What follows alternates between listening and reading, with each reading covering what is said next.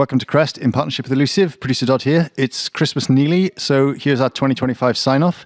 It's an episode we wanted to do for ages. Sindia and Bateman are here to do an episode all about surf forecasting, and at the end we're going to have a Christmas forecast, and it's not quite what you'd expect. Enjoy.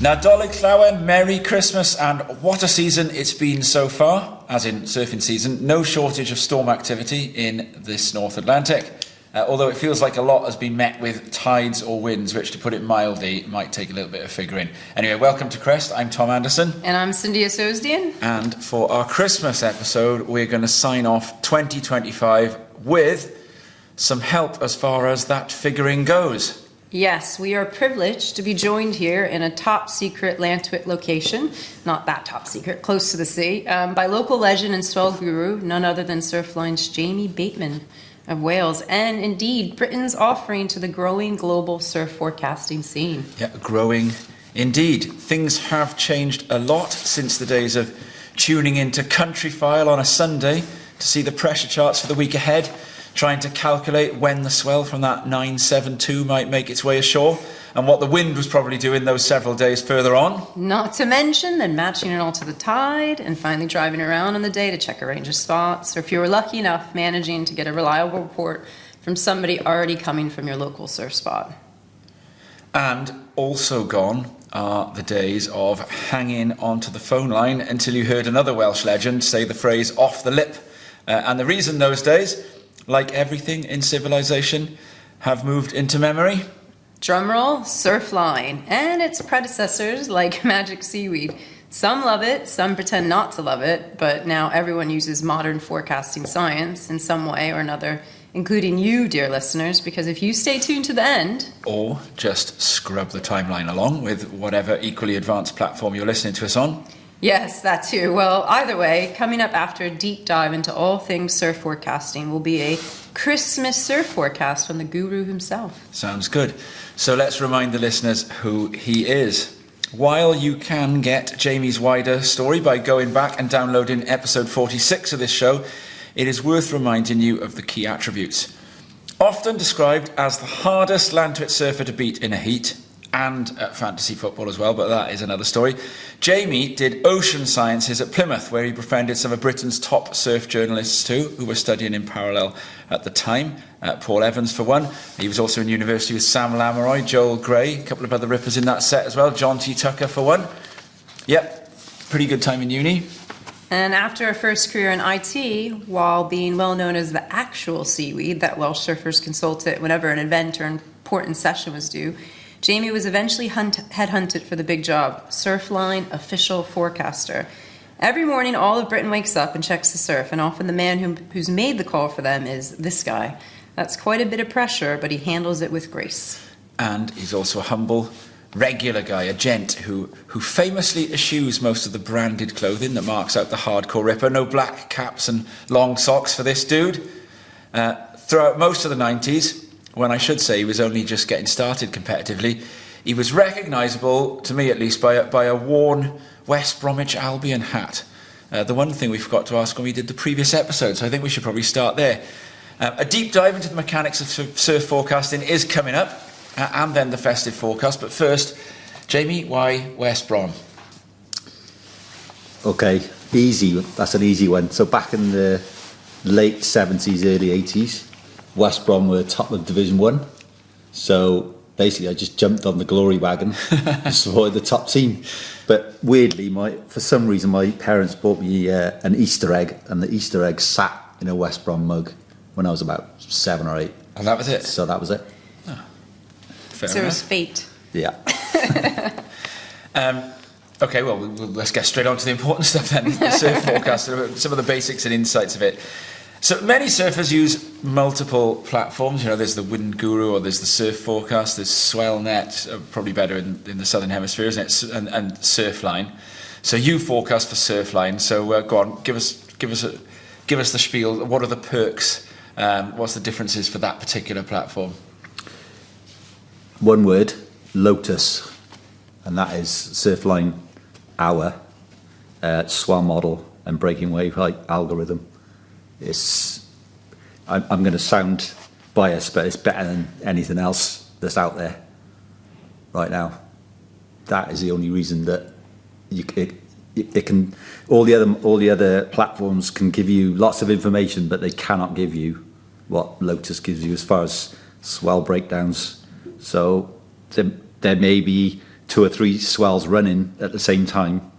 Not many platforms show you that underlying information, which gives you a better idea of what to expect when you get down the beach. You may see a swell height of 6 foot at 15 seconds, but those two numbers may not be related as far as the swells. There may be an underlying long period swell and a wind swell on top, so you may be greeted with half the size of surf that you were expecting. So yeah, Lotus breaks that down for you, and it's really, for me, it's a simple graph that shows you all the swells that are in the water at the same time. So that wave model, I guess that's the thing that Surfline has. That says surf forecast. That's a static. Is that platform? Surf forecast? Yeah, it's an in-house wave model that's been obviously the Magic Seaweed wave model was brought into it, so they've all been amalgamated as one. Right. Okay. Yeah, so that all that, however many years, decades of information is all on one model. I also like the platform because of the deep dive analysis that you give, with the... I was going to come on to that. Oh, okay. Yeah, well, and using some journalism skill as well as some of those, yeah. Yeah, so obviously, I pitch in with my surf forecasting text on our site, and that adds value in that I obviously talk about the tides, which no swell model incorporates. There may be maybe massive tides where the swell heights, especially here in the Bristol Channel, evaporate on the drop in tide. It's the opposite in the Irish Sea. So I may allude to that. The model doesn't show that, but I can say to you, look, if you want the biggest surf of the day, wait for that afternoon pushing tide, those kind of things. I can look at high resolution wind models, talk about how the wind's looking locally rather than using the global models. I can even talk about, hey, you want to be surfing today because the rest of the week looks pretty bad. You want to be highlighting, you want to be making some time to get in today, which, looking at a swell model on its own is not going to give you that information. Yeah, I think that's definitely a good reason to sign up to Surfline for the first reason. So if you were to just take us through your day, so, you wake up, then you're going to make your daily forecast and analysis. So how do you go about doing that? And then kind of for the beginner surf forecasters listening, where do you get that wave and weather data, and how, what does it all actually mean, the period and the height, kind of starting from the basics. Maybe we'll get some, surf forecasters out of this podcast. Yeah, no, I mean, it's a good question, and it's a big question. There's a lot of information to flow in there. But to give you an idea about how my day starts, so at Surfline we do daily morning surf reports at sunrise. Yes, that can be 4:30 in the morning in the summer. In the winter, right now, we're recording in December, so it's about 8 a.m. So I get a lie in right now. So we log in. The first thing we do is check all the cams, check the wave buoys for all the swell, make sure the swell's on track, and we update the forecast if necessary. Say, hey, the weather front we were talking about yesterday is a few hours behind. This kind of information. So the day forecast, day one, is bang on, and it gives you an idea about, yes, you've read it the day before, which is giving you a really good steer, but that first critical bit of information in the morning, we top up. So we give the surf height condition ratings at the spots that we report for, which is around about 17 spots in the UK. So that's my first job in the morning. So kettle on, cup of tea, bang, it's in there. It takes me about an hour. Do you report all of the 17, or yes? You report each spot? Yeah, in the UK right now we do Wales, Devon, Cornwall, south coast of England, and then right up the east coast from East Anglia all the way up to the northeast. How many individual reports do you have to write then? Can you strap one report across 5 of them or something? Yeah, we do regional. So Gower, for example, South Pembrokeshire, North Devon, South Devon, that kind of thing. So regionally around the country. About 8 reports. Yeah, so then we look at each spot. There's several spots we do for each one. So Cornwall, is the most spots. I think we do 6 spots in North Cornwall on its own. West Cornwall, which is right down the south coast down there as well, we do about 5 spots, so they're the most. And then there's a couple up in the northeast. So yeah, there's about 17 spots that we look at. But at that point, that's journalism. You're writing copy, aren't you? You are, and you try to make it personable. I'm not an AI bot like some people think I am. It's been quoted to a few people. We thought he was an AI bot. No, I am real. It's a good name. It for reads an AI like you bot, yeah. usually. Like, yeah, you could get out there if you want. Yeah, I try to make what I write personable. So yeah, it is. You're trying to write as if you're talking to, like I'm talking to you guys now. It's not. I don't want to come across as a machine. I want to be like, how you would talk to your friends in the car park or on the phone call. Hey, when am I surfing today? Cindy always asks me, when's the best time going to be? And I might say, whatever, tomorrow afternoon. We had a conversation in the sea the other day, and Cindy's question was, which day am I going to be surfing this week? And I was like, now. It's It was today. a depressing response. It was right now. Right It was now. like- So when you kind of wake up and look at all that and create the regional analysis, what are the kind of key metrics you're looking at? So you look at the period, the height, the wind, to make that kind of report for like the lay person. Yeah. Are those the big important Yeah, things from the wave If model? we don't know Yeah. what those things mean. Yes. Okay, I will try and not sound like I'm An AI talking bot? down here or an AI bot. No, you can sound like those things. I think it's let's have a bit of science. In my head, the numbers paint a picture for me. It's a bit like the Matrix, where they're looking at the screen and they say, I don't see the numbers, I just see, the stake or whatever they're looking at. So you've got the screen with all the numbers on. Yeah. And all those numbers paint a picture in my head. And it all makes perfect sense to me. But then I absolutely realised that a lot of people hate numbers. And those numbers mean nothing to a lot of people. So I try and, when I'm forecasting, I try and put it into less technical speak. So what does it mean? So we all want to go surfing. Some people like little waves, some people like bigger waves, and the bigger the swell height and the bigger the period generally means the surf is going to be bigger. So there's a scale that you're looking at, but there's a lot of in between there. So when a storm creates a swell, the more powerful the storm, the longer the storm's therefore, the bigger, the more energy it puts into the ocean. So, and that translates into bigger swell heights and bigger wave period. So you can imagine that a swell that travels away from a storm, the bigger wave periods. So that when I say wave period, that's the time it takes for a wave crest to pass a fixed point. So it can be 10 seconds. If you were to stand on a cliff and the waves are going past you, you could stopwatch it. There's a wave, 10 seconds, there's another wave. Okay. That's, 20 odd seconds, I think, Right. Any more than that is kind of in the realms of just the biggest storms. But yeah, you can time that crest of a wave passing you at that fixed point. That is a swell period. Right. So the longer it takes for the successive wave to travel past that point, the longer the period and the more energy that wave holds within it. And is that literally because the peak and the trough will be further apart if the period's longer? Yes. Because the sea's been going up Yeah. and going down. Like if you were sitting on a boat and it goes up, down, down, that's a bigger wave than up, down, down. So, yeah. Does that make sense? It does. And the wavelength, that's the word you're looking for. Oh. So What's the difference between wavelength and period then? there's, now I know you're going to ask me that and I've forgotten the equation, but 1 over, I there's think, an equation in there somewhere and I'll give you all that. Wavelength.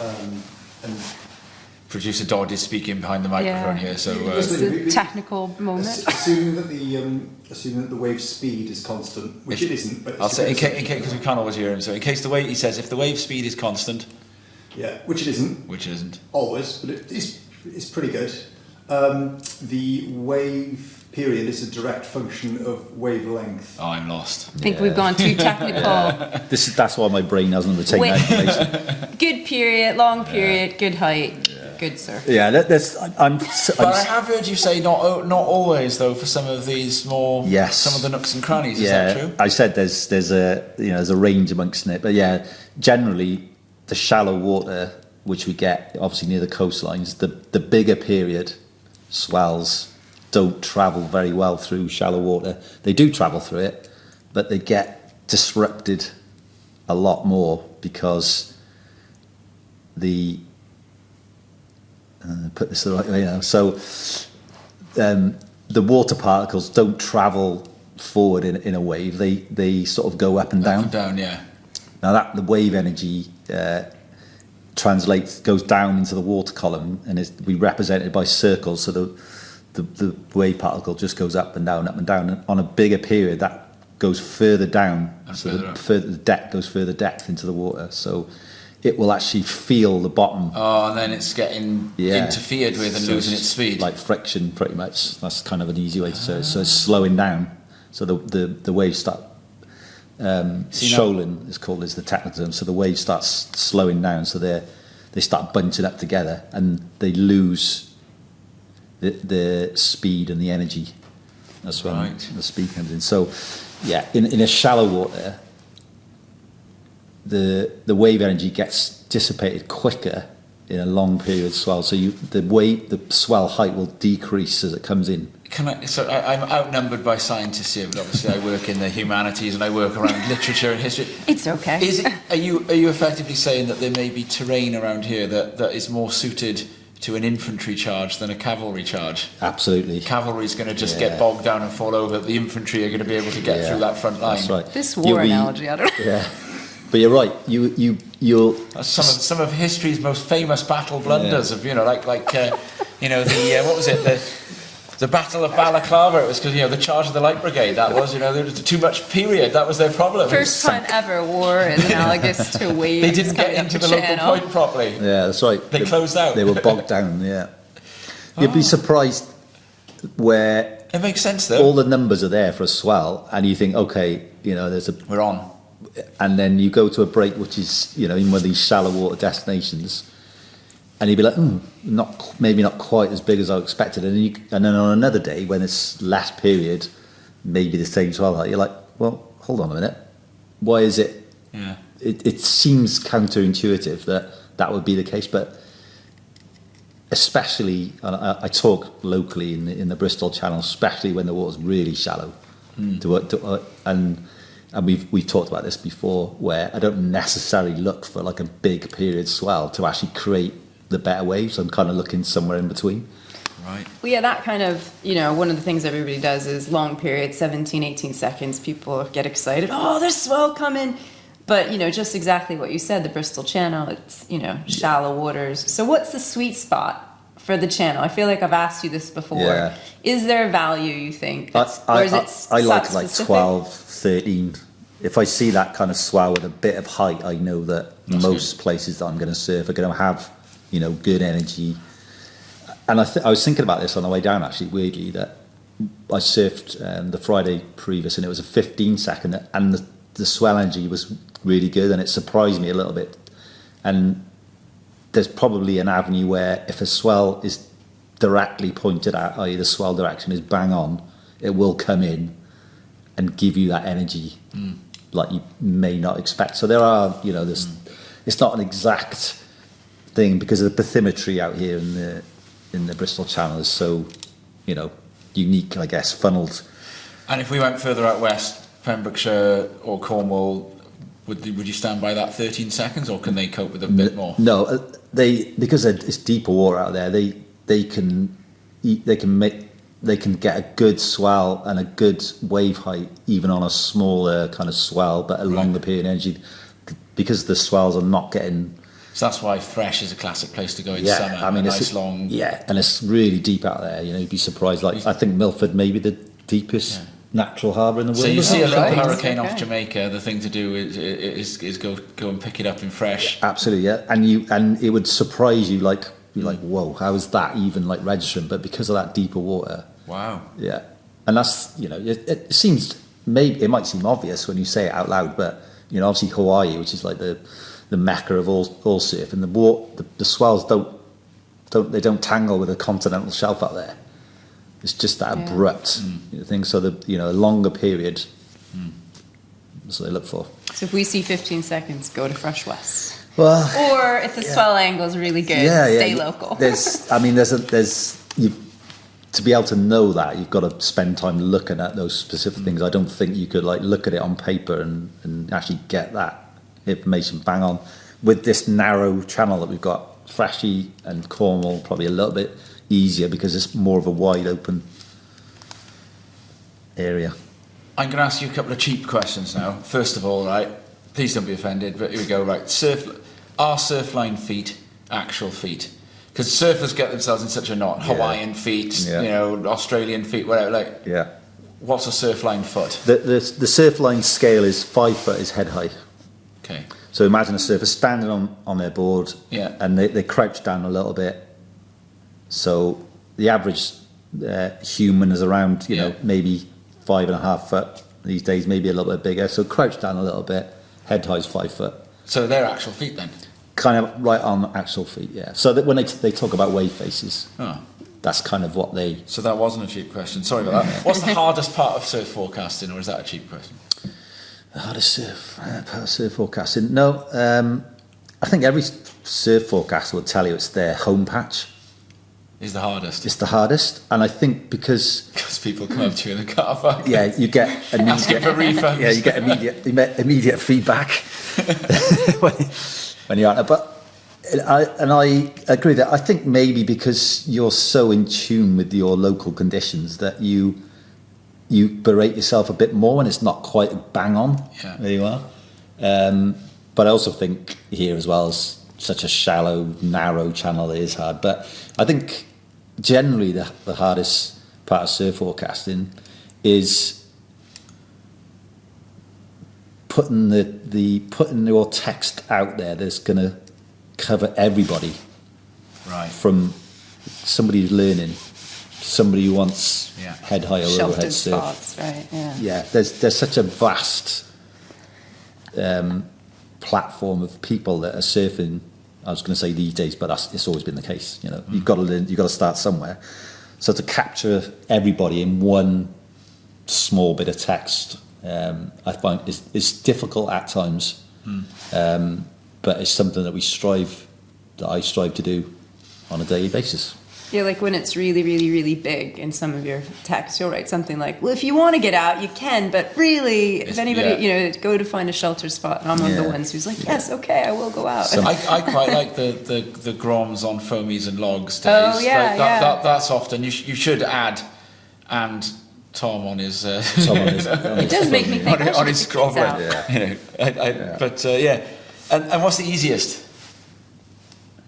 Every day is easy because I absolutely love doing it. Oh, that's a proper good cheesy answer. I love it. I just have to know when you you said like the hardest is like your local. When do you get it wrong for your local? Are there certain like all the perfect time. storms? Yeah, all the time. What so I guess this kind of comes into the next question, but like, if there's one or two metrics that you would say for the listeners to focus in on to plan their sessions, you only can have one or two, what would those be? And I wonder if that comes down to like how you get the local right or wrong. I think I talked about, there's a vast platform of people who surf, so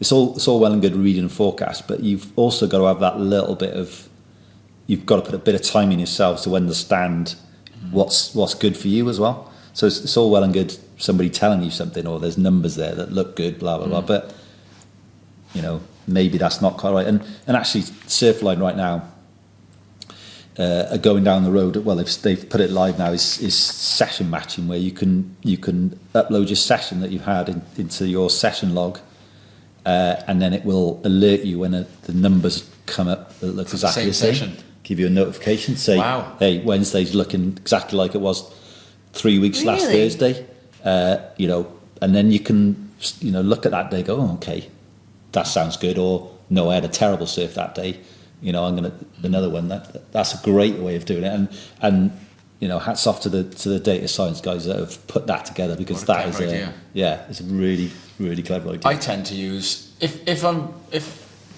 if I'm not having to sort of choose what day to go, I just tend to use your words. I just look at what Bateman say. When it gets very small, sort of more summertime, and if I've got some stuff on, I've got to move it, and I'm like, oh, I can go surfing one of the next 3 days or something. What I'll usually do is I'll look on Sunday night and then I'll try to make some sort of comparison to the waves I just rode against that, the wave frequency one and the wave power. So I'll just go, okay, I could either surf Monday, Tuesday or Wednesday. Right, today was this wave frequency, and I pick whichever one of them. I just straight up pick. I go, today it was this, whichever one, you know, I just make a comparison. I go, oh, it's less than today, tomorrow, right, I won't go then.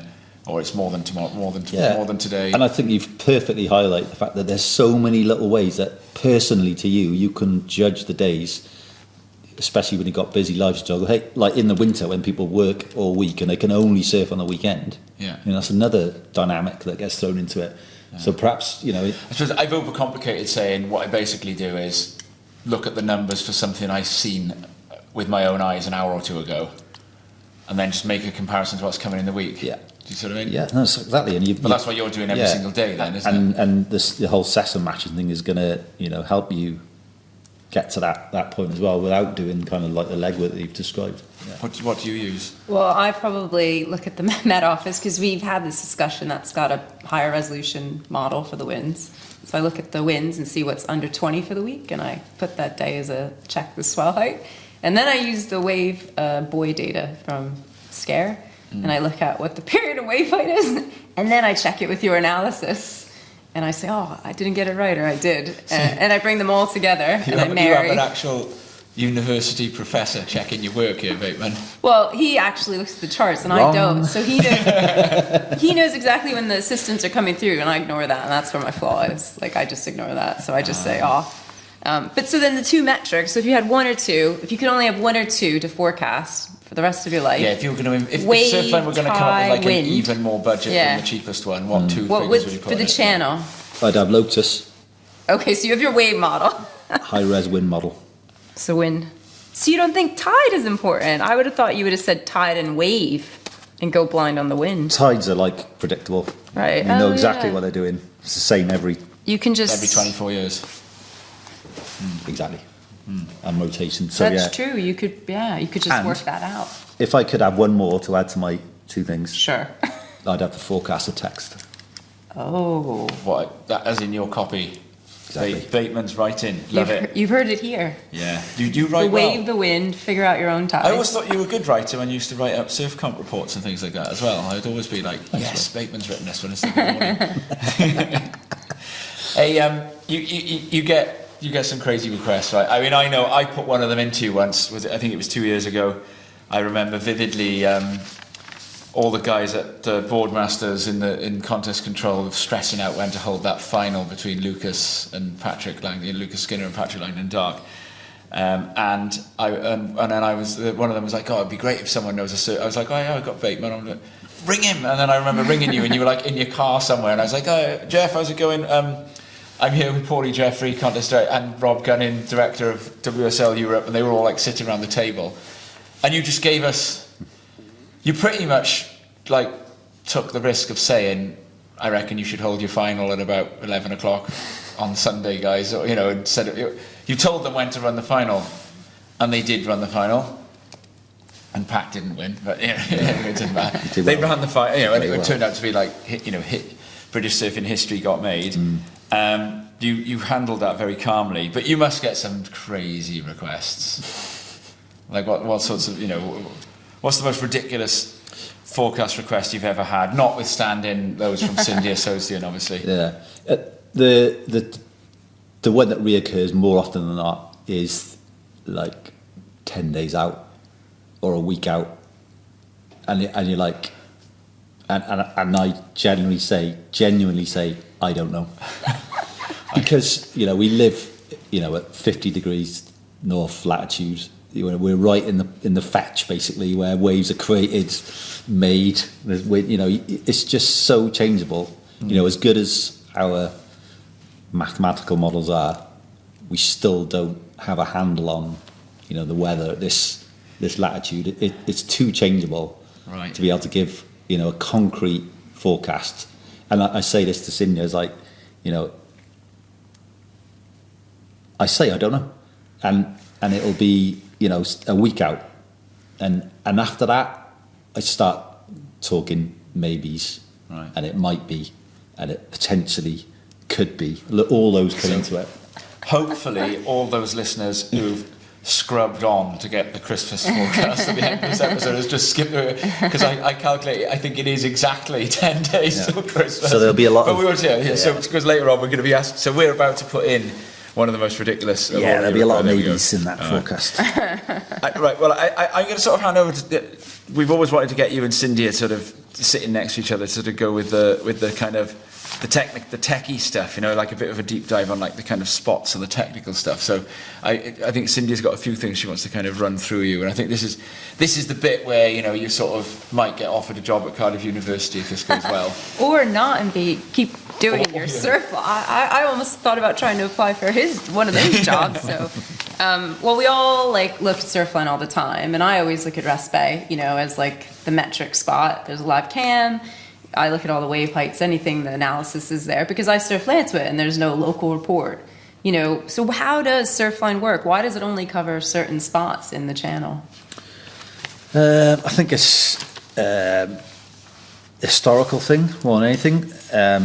The kind of concept is, you know, if it's a popular beach where there are surf schools, easy access, parking, lifeguarding, you know, all these kind of things will highlight, okay, you know, we could do a spot forecast here, and you know, the people that can see that have all the things that they need, you know, to go surfing. Hey, you know, surf safe, all these kind of things.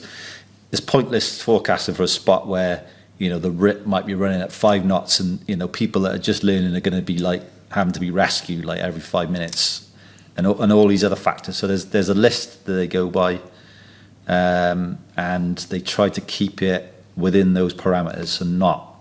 And also, you know, that we're all surfers. You know, the guys that do all the coding in the background, they all surf, and they understand that, you know, some places are more sensitive than others.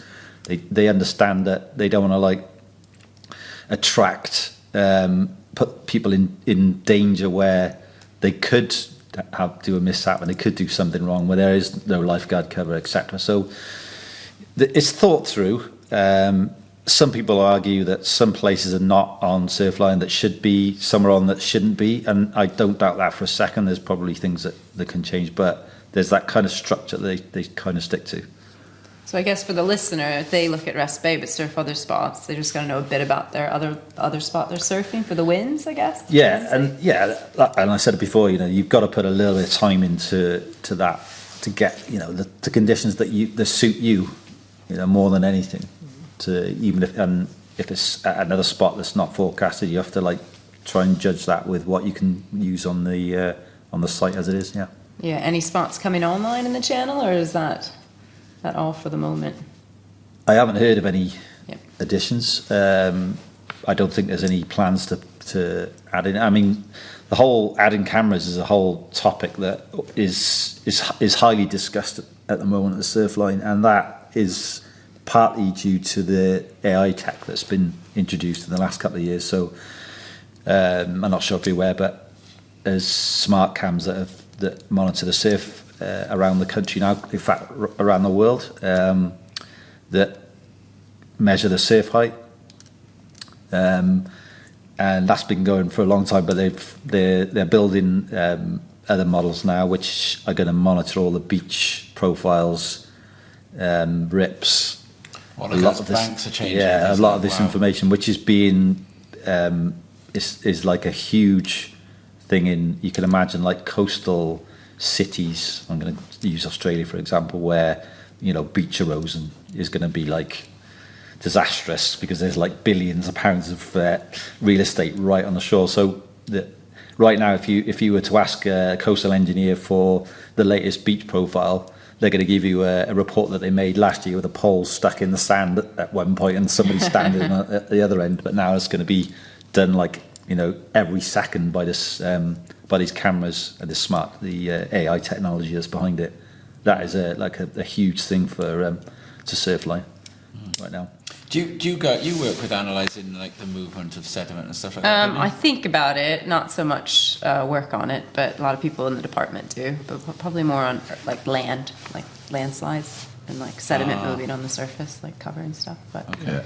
So nothing coming online in the future, but that's kind of interesting from an AI perspective. I can imagine that the cameras are going to be more than coming online rather than spots. I don't know if there's like any plans to do anything in the local thing, but because of this AI tech, there'll be a push for more cameras at the breaks that are already there with with those list of facilities and ease of access like just discussed. Yeah, can watch back yourself surfing, why not? Well, yeah, and there is that, sessions, exactly. Although I don't want to sometimes see myself, but well, we've surfed a lot at different spots, and a few times I've been thinking there's surf coming up the channel, in your report you're like, the surf's going to arrive in the afternoon, and I'll rock up to the spot and I'll be there, too early, I'll be sitting there going, where's the surf? And then you'll rock up maybe an hour and a half later, and then all of a sudden the swells arrived, and I remember having a chat with you about this, about like, how do you know? I mean, I know you have all these forecasts, but like, why can't I do that? I want to be the one to rock up at the right time. So, how do you track the swell from the channel? I know we talked about going from buoy to buoy, but like, if you break that down. Yeah, so we're lucky enough to have, in the channel, we're lucky enough to have a buoy which sits right on the edge of the channel. So that's the South Pembrokeshire wave buoy, which sits off South Pembrokeshire. And are these the points where the period is being measured? So, and it's by the buoy going up and down is the period? Is that how they measure? Yeah. So the buoy will measure. It's got that. There's also the measures. All the weather data, humidity, temperature, sea surface temperature, wave height, wave frequency. But that is the fixed point. Yes. That is when you talked about period is a wave past a fixed point. The fixed point, if you're looking on any of these data, will have been a buoy. Yeah. I probably need to say at that point that it measures peak period, so that'd be the longest period swell that is measured in the water, but also give you an average period. So there's two. There's one's peak and one's average. Right. So there'd be two measurements. Yeah. So you can imagine that the ocean is not like a level playing field. There's a lot going on. So there could be like a longer period swell that's come from a storm that's 1,000 miles away. Swell has come from a storm that's just sitting off island. There can be a lot going on, so we'll be measuring the energy that's in the water and break that down. There's actually on the wave buoys, there's actually the energy graphs as well that shows you the peak, where the peak energy is coming from on that time frame. Am I right, by the way? Sometimes those really big periods, I have sometimes looked at the data and I've gone like, there's like 3 feet at 5 seconds running, summertime usually, and then under it is like 0.2 feet at like 19. And then I often will earmark one of those days. Now I don't know if I'm being superstitious, so please don't like blow this apart if I'm wrong here, but I often think what happens is the 0.2 at 19 will grab some of the like 6 second period waves and turn them into like a good set, and then I will often pick those days and go, hit that wind swell day, because with the underlying second swell that's got a huge period, they kind of join up. Or am I just imagining it? No, it's probably not as simple as that, but absolutely a wave will merge. They can merge, and you may be lucky enough to hit one that comes in, and the set contains both. Yeah. I mean, if you look at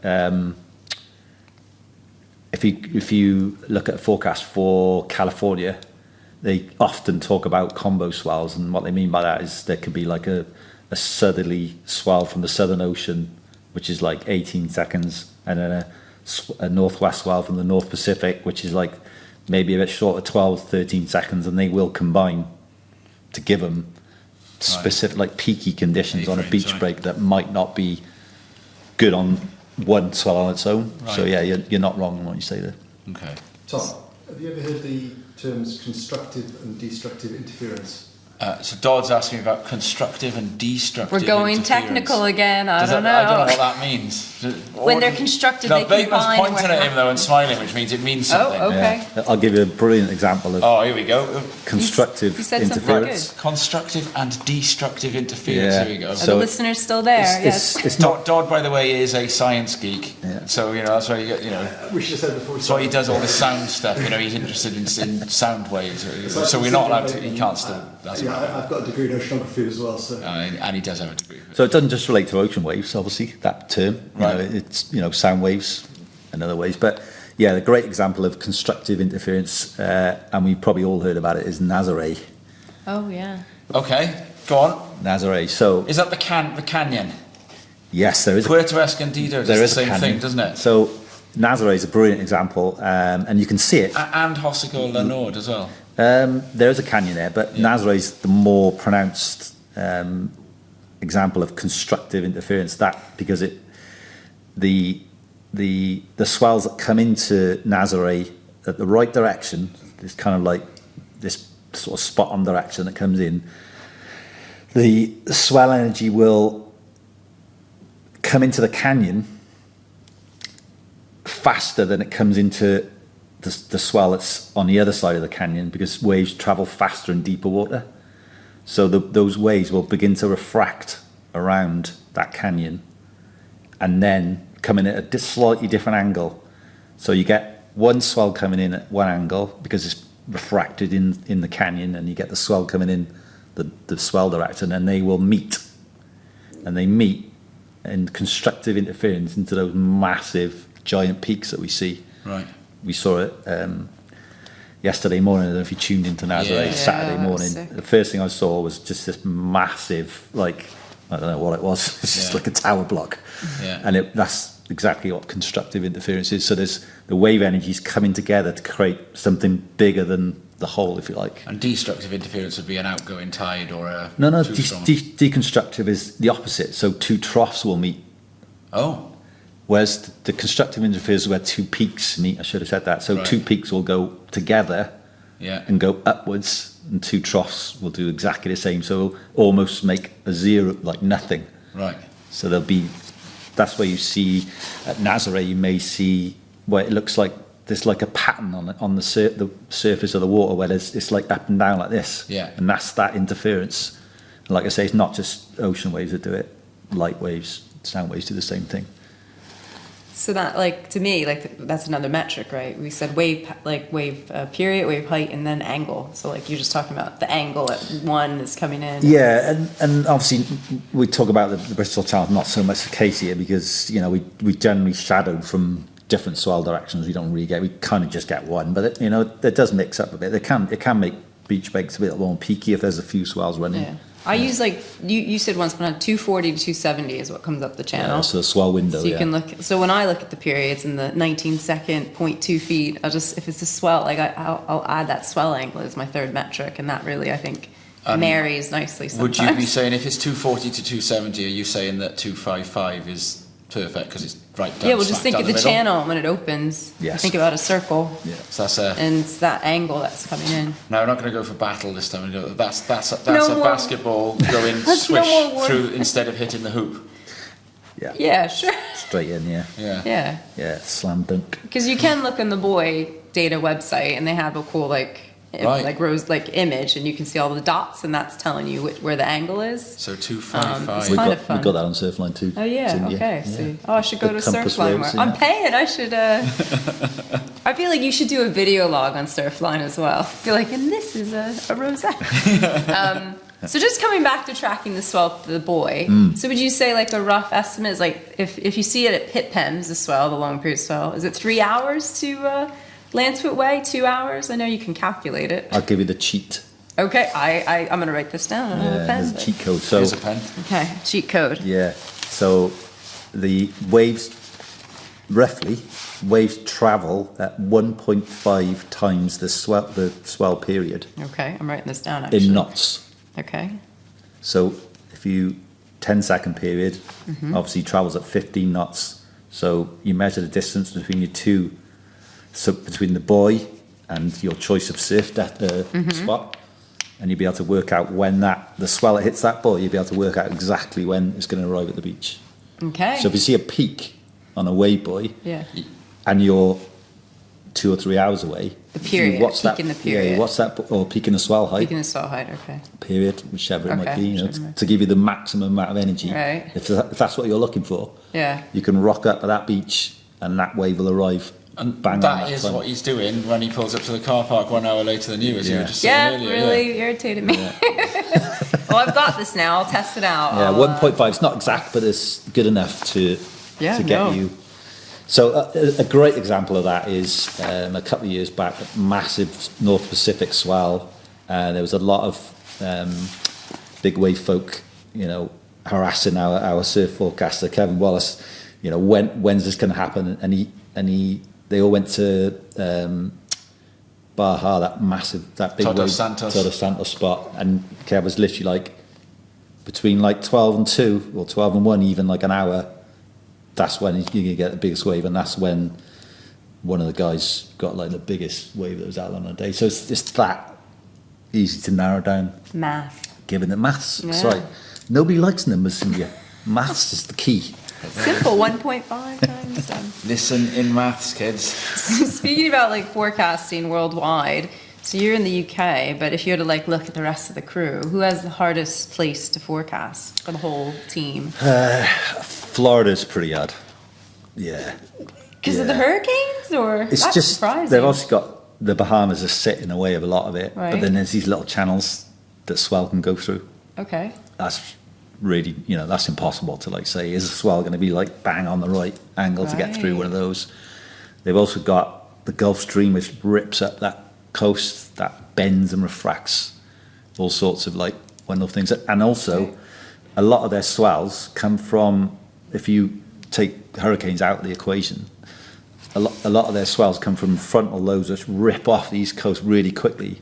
Yeah. So they're relying on, specific timing of the wind of the fronts that come off, and we've talked about how dynamic they can be. Maybe the models are like 3 hours wrong, and the front stalls a bit, and they may get more of a southerly swell compared to, and it's like, Right. I do joke to them and say, you should try forecasting out here, but they've got it's an emotional roller coaster for them to get that timing of it right. Like, when's that swell going to peak? Because of the frontal ones because they generally they're tracking towards us, aren't they? So they're just Right. ripping off America on their way here, and they're leaving the swell behind almost. Do they travel that way because that's the way the planet's spinning? Yes. So they're just, it's like one, Yeah. like balls running off each other, Yeah. basically. Yeah. Okay. Well, there's a lot of Florida surfers, so they've got to make a lot of people happy over there. I mean, and they obviously do a great job. They've been forecasters there for a long time in Surfline doing it, and there for a reason, because and they don't get a lot of swell, so when there is, they want to be on it.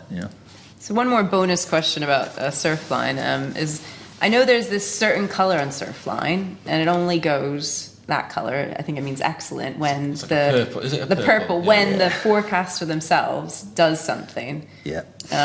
Could you? Because I know a lot of people are like, what does purple mean? I think Go surfing. yeah, go. So we what? haven't, but you don't stick purple around here often. do I've you? seen it Not once. often. Yeah, I have done it. Yeah. Yeah. So what has to come together for purple? So if anybody sees, this is good for the listeners. Every time they see purple, just call and step. Down tools. Yeah. Yeah. So what does it mean to be purple? It means that it's like Well, in ancient Rome, it would mean that you're a Caesar.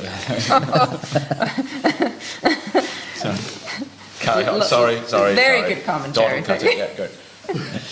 I mean, it's basically like a full day where the waves are going to be really good, and it doesn't get much better.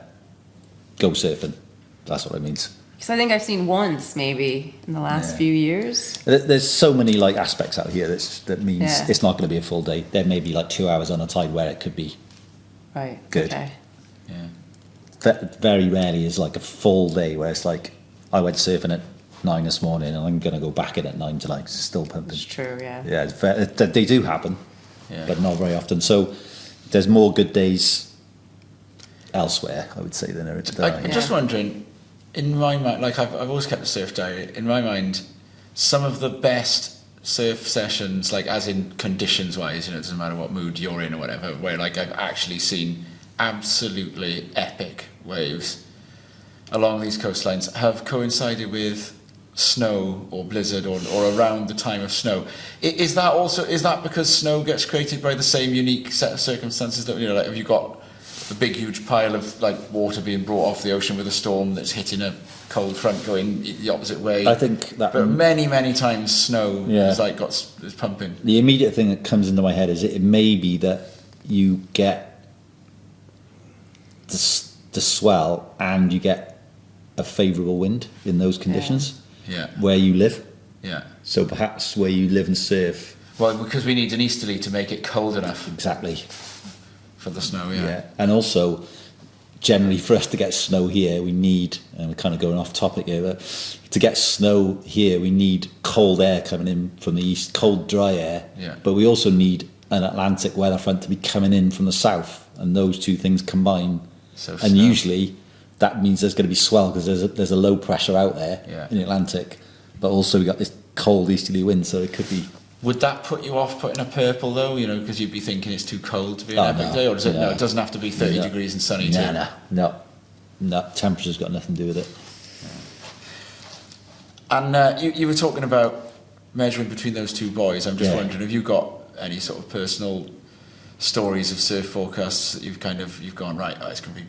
And you've turned up and you have just been flat out wrong and it's been rubbish, or perhaps the other way, you weren't expecting it and suddenly it's good.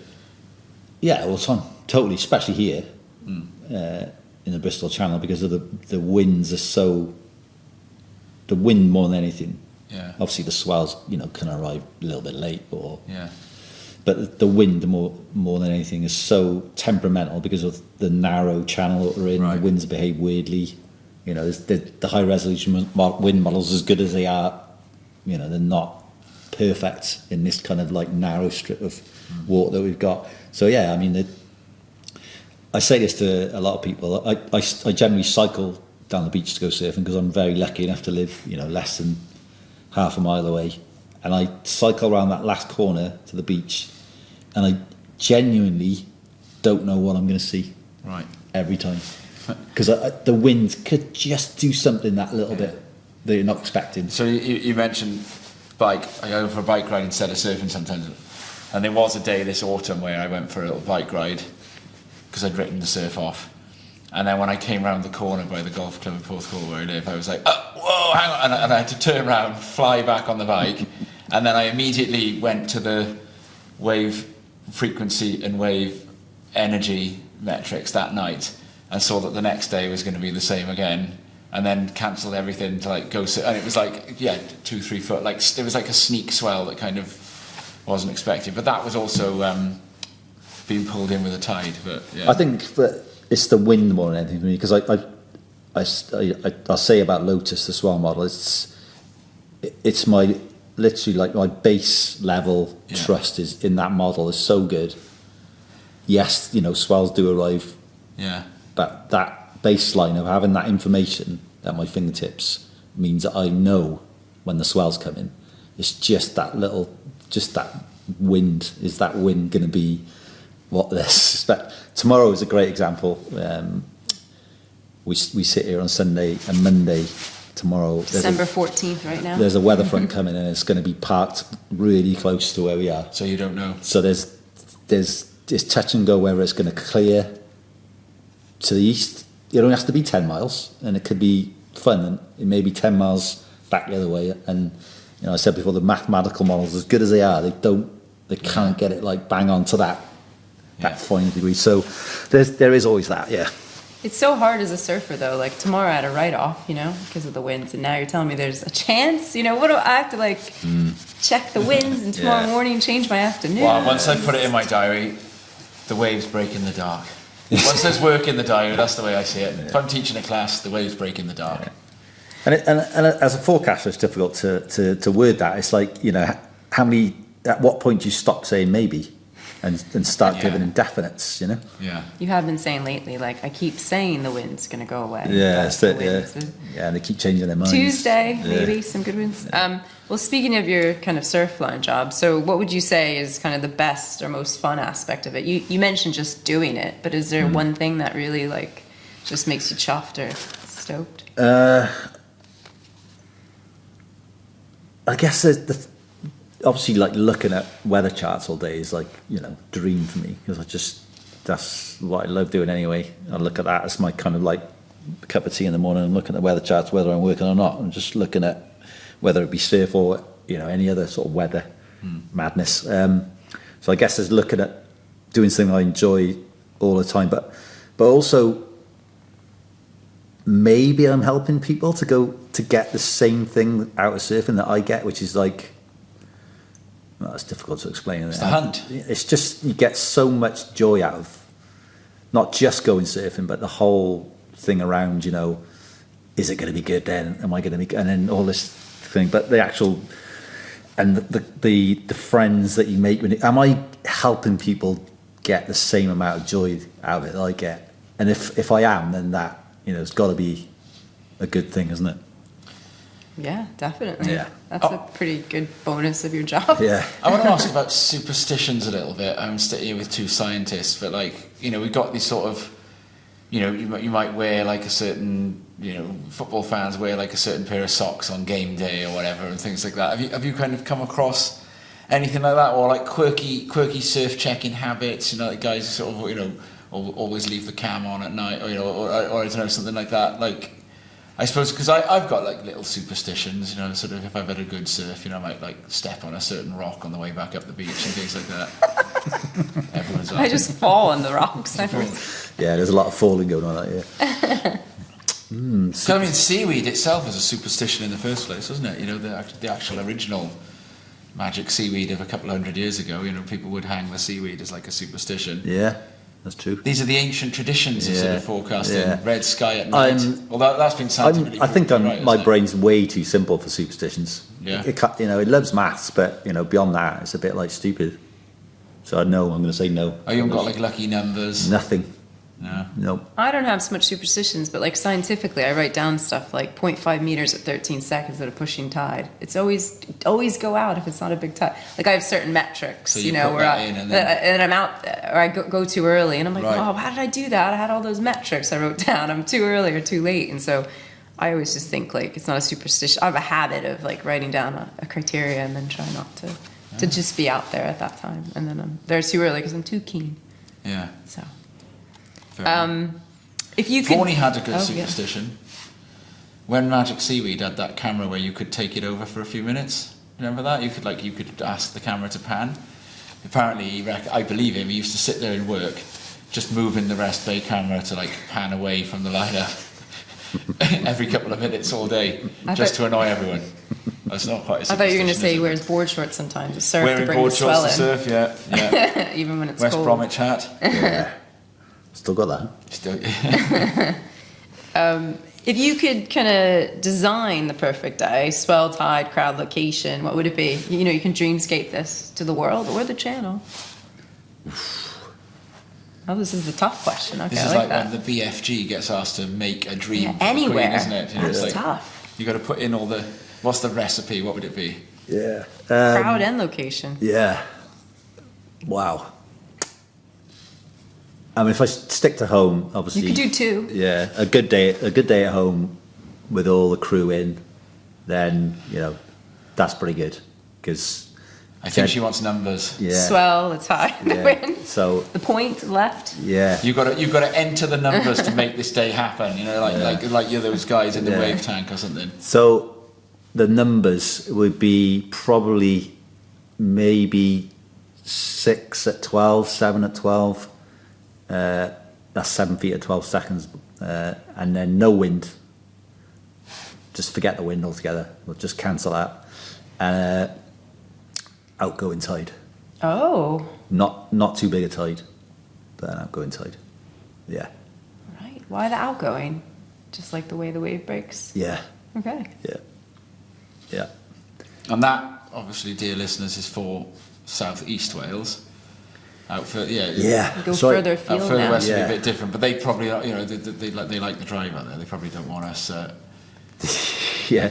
The reason you mention that is the tidal streams in the Irish Sea are kind of opposite to what we have. Yeah, because I'd say, like, if I had a full day off and I could go anywhere, I'd probably stick a massive swell into Ceredigion and crank that wind round to southeast. Yeah. And go up there. Yeah, and that'd be the outgoing tide.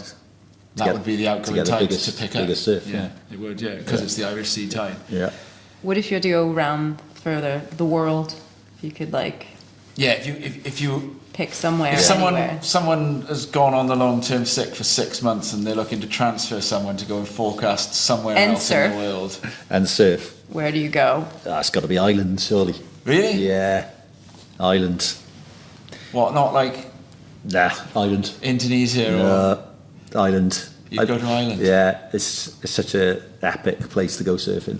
and forecasting. And forecasting, it's probably a little bit familiar, I guess, for me. But yeah, Ireland's, I've been there way too many times and it's always good. And there's lots and lots and lots of places to go. Who does the island? There's no actual forecaster at Ireland, so it's all just the Lotus forecast model. Right. Yeah, there's no actual forecaster text for Ireland. So when Maybe there will be. Hey, when the top big wave riders are looking to hit Mullaghmore, are they like phoning Surfline up and asking them, or do they doing it off their own bat? I mean, you know? a lot of them are really good forecasters, obviously, because they you know they've been looking at it for so long. They know what they want. But we do have conversations. Yeah, we definitely have conversations. Just to tune them in, I guess, to, you know, if they've got schedules they need to keep, you know, if they're darting around here and everywhere. But yeah, they definitely have discussions with us. And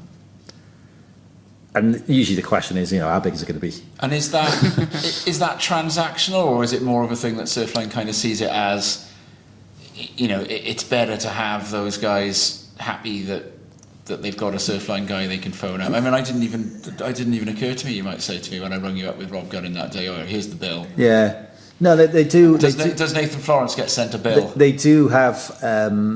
They obviously like premium members of Surfline, and they do. Oh, okay, they use fair. they use it, you know, with vigor, the application. But they do. There are partnerships at times with, you know, certain high level pros to do certain things. Okay. Yeah.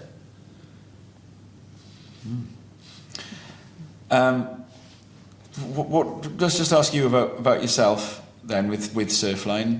Are there any sort of, you were talking about the cams and stuff like that, you know, and all that technology that's on the line. What about you personally then? You like what you do now? Are you sort of? Yeah, I love what I do now. There's no it's like I am. My wife calls me Mr. Smug. When somebody asks, you know, when you're in a conversation with maybe a get together and there's somebody you don't know and they ask you what you do, and my wife's eyes like immediately roll, like, oh, here we go. But yeah, I think personally with Surfline, we're gonna. I know the goal this year definitely is, next year and the year after is to get more local and be out and about and try and do more of the local competitions and kind of like maybe not just Wales but the UK, and try and like get out there and meet people and just show that we are local. We do. It's not, you know, Surfline. Yes, it's an American-born company, but we do it. You know, I live in Wales and I forecast for the UK, so it's just to give that face to. So we might be able to sit you on the couch during one of the heats at the Welsh when we're commentating this year, and you know, like they used to sit Sean Collins down. Yeah, absolutely, and UK wide as well. Hopefully, like, just get out there and just put a face to it all. I am not an AI bot. You definitely aren't. Speaking of, you know, Christmas and Surfline and forecasts, you know, if we were to push you, the guru, to think about a surf forecast for Christmas from North Wales down to South Wales and down to England, maybe for a mention or two, would you say you have some, you know, is there something you could say for us? I reckon we should try this 10 now, to like 11 days properly, out? like as if we're on the radio, you know, and they introduce, you know, Thomas Schaffenacker now, so, you know, and now, you know, 3 minutes till the pips, and here's the surf forecast. Yeah. I definitely think it's gonna ease back a few years. I.e., the North Atlantic, it's been like raging, and the next week is gonna be, you know, strong, big, lots of wind. But I definitely think come Christmas time, so the actual day, which is it a Sunday? Friday? Maybe it's Sunday. 11 days from now. So It could be. It was a Thursday. It could be a Thursday. Thursday. Yeah, It's like a you're week. right. It could be a Yeah. Thursday. I definitely think as we go into that weekend that things are going to settle a little bit. They're potentially going to still be swell. I think we're going to be less winter and more kind of like late autumn, where it just calms down a little bit, and we get more sort of fun swells. Beaches rather than points. Yeah, and less, not always less wind on it, but just a little bit calmer than we've had it. And I don't say that with 100% accuracy, because the North Atlantic will do whatever the hell it wants. But it does look like, you know, we are going to get another like mega storm come off America going into this week, and then potentially another one behind it, maybe not quite so. But after that, I've got a feeling that we're going to have smaller surf, maybe less wind, maybe better conditions. But that, as any amateur forecaster will know, anything more than a week, 10 days out is, you know, if you're forecasting that long out, you've got to use a lot of potentialities and a lot of maybes. But that's kind of how I feel it's going to go over Christmas. And certainly beyond Christmas into the week up to New Year. Sounds nice. I reckon that means then that it's everyone can have a break from turkey and maybe get a couple of little sausages and a portable barbecue and Burn some some s'mores calories. or something, Yeah, and burn some calories. go down the beach and catch a bit of sort of. There may be a lot. It just feels sunny. That forecast felt sunny. You didn't mention the weather then. I know you say you don't care, but like. Yeah, I think maybe we may be able to surf spots that we might not be able to surf for a while, because, you know, it's been just too much going on. If That kind of thing. washed You might suddenly find yourself going to places like, oh, I haven't been here for a while because it's been so big and stormy, and so yeah, there we go. Love it. Flag in the sand. excited for Christmas. I'd like to say a massive thank you for that, Diolch yn fawr. That was really helpful. It was lovely to actually. Cindia says, you know, she only ever talks to you in the rip. It's true. And I usually talk to you when we're at a contest of some kind, and you're like busy worrying about whether the surf is going to do what you've said it's going to do, and Yeah. I'm normally getting a quick cup of tea or go to the loo between commentating heats. So it's been nice to sort of sit down and just like, you know, have a chat without the kind of clock ticking. Yeah. So I'd like to thank you very much, and I'd like to thank all the listeners as well who've been with us for the year again, and we're gonna play the sleigh bells of Harlech again in a second. Big thanks to Cindia, thanks Jeff, thanks producer Dodd, thanks everyone else who's been involved, and we'll see you in the new year. Gwelwch chi yn y flwyddyn newydd. And hopefully we'll see some of you Go guys. surfing. A nice sunny Christmassy surf. And if it isn't like that, then it is 100% our fault for not listening to the bit when Bateman said, Maybe. Yeah.